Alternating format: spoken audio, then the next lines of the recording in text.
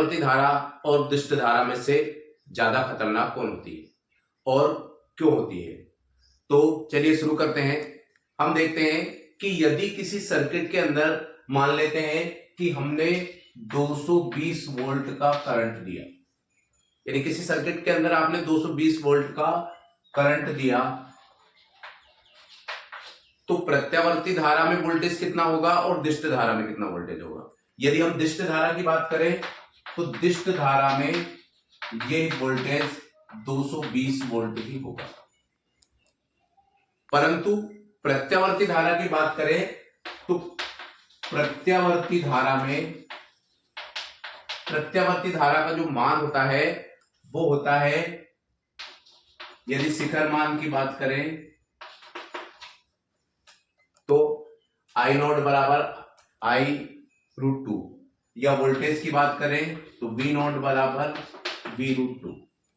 यदि हम बात करें कि हमने V बराबर 220 वोल्ट दिया है तो ये 220 इंटू √2 का इसके साथ जब गुणा करेंगे तो वैल्यू लगभग आएगी 311 के आसपास, यानी लगभग 311 वोल्ट। चूंकि प्रत्यावर्ती धारा जो है वो इस तरीके से चलती है, V नोट जो है वो प्रत्यावर्ती वोल्टेज का शिखर मान है, मतलब 311 वोल्ट यहां पर हुआ और 311 वोल्ट यहां पर हुआ।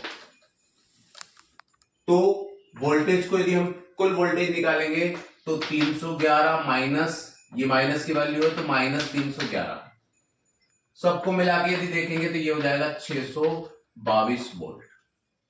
यानी जिस सर्किट के अंदर हमने 220 वोल्ट का करंट दिया था, यदि प्रत्यावर्ती धारा की बात करें तो प्रत्यावर्ती धारा में यही वोल्टेज 622 वोल्ट हो जाएगा। इसका मतलब यह है कि प्रत्यावर्ती धारा में इस वोल्ट का मान लगभग इसके 3 गुना होगा। यही कारण है कि जो प्रत्यावर्ती धारा होती है वो दिष्ट धारा से अधिक खतरनाक